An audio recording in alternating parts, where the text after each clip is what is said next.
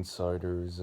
I haven't done these videos in a long time, but I basically am gonna tell you a story I just remembered that popped in my head about this teacher I once knew was arrested for supposedly suspicious activities. So have a listen. And by the way, I'm not gonna be doing those dumb intros I used to do. For any long time fans out there that used to watch my videos, I would go and just do like all these yelling and just over exaggerating of the titles, but like trying to like, hey Insiders, welcome to another edition of Tale Time. Tale Times, Tale Times. Yeah, no more doing that shit, but here's the story. So this had to happen when I was 16 years old, in sophomore year. I had this substitute teacher for a couple weeks. His name was, let's just call him Mr. Larry, okay? Because I don't know if I should put his real name out there, but Mr. Larry was our substitute English teacher at my sophomore class up in Eastlake High, Chula Vista, California. And my friend and I, Steven, shout out to Steven, he was a longtime friend of mine, and him and I, we used to always joke about how our substitute teacher would always call him Esteban, like all the time, and we would always find it like funny just the way he said it, right? And we were like suspecting that maybe he was a homosexual. Not that there's anything wrong with gay people. We were just suspecting that is by the way that he was calling him his name all the time.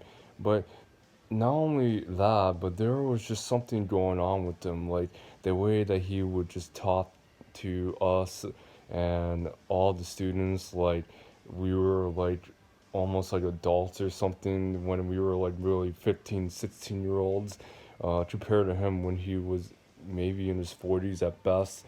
And I'm being generous, maybe older, I don't know. But one day, I believe, I was coming out of the bathroom, just out of my math class. It was boring that day. Math is like my worst subject of all time, so I usually would use an excuse to try to get out of math class for like at least 10, 15 minutes to go use the restroom and talk to friends or just walk around the school and then come back. So then I did that one day, and then me and Steven, we were coming out, and then all of a sudden, like, I see the police coming out of our substitute teacher's classroom, and we were like, what the heck is going on, you know? So then the cops come out, and Mr. Larry is handcuffed, and then they confiscate his laptop and computers, and we were thinking like, at the time, like, why is he getting arrested and taking all of his stuff, like what happened?